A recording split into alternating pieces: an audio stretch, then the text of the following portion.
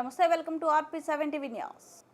Vote మన ఆయుధం, ఆ ఓటును ప్రతి ఒక్కరూ వినియోగించుకోవాలని ఇబ్రహీంపట్నం షేమ్ఫోర్డ్ లిటిల్ స్టార్స్ స్కూల్ మొదటి తరగతి చదువుతున్న అన్విక ఓటు యొక్క ప్రాముఖ్యతను తెలిపింది. ప్రతి ఒక్కరూ 5 సంవత్సరాలకు ఒకసారి వచ్చే ఎన్నికలలో అభివృద్ధి ధ్యేయంగా పనిచేసే నాయకులకు ఎన్నుకునే హక్కు మనకు రాజ్యాంగం కల్పించిందని గుర్తు చేసే విధంగా ఓటు యొక్క విలువను, ఓటు యొక్క ప్రాముఖ్యతను వివరించింది. ఓటు హక్కు వినియోగించుకోలేని వారు ప్రశ్నించే తత్వం కోల్పోతారని, కాబట్టి ఆలోచించి అభివృద్ధి దిశగా అడుగులు వేయాలని రాష్ట్ర ముఖ్యమంత్రి చంద్రబాబు సీఎం అవ్వాలని, మైలవరం నియోజకవర్గం అభివృద్ధి జరగాలంటే వసంత గెలవాలని అన్నారు. చేతిలో ఉన్న వజ్రాయుధం. ఓటు మన భవిష్యత్తును మార్చే హస్తం. ఓటు దేశ దశలను మార్చే ఆశయం. ఓటు అన్నిటిని మించి మన బాధ్యత. అలాంటప్పుడు ఓటుని నిర్లక్ష్యం చేయవద్దు.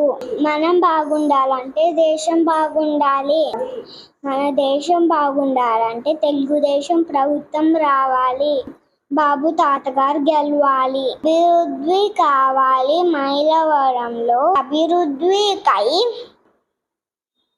వసంత గెలవాలి. కాబట్టి ప్రతి ఒక్కరూ సైకిల్ గుర్తుకు మీ ఓటేయాలి.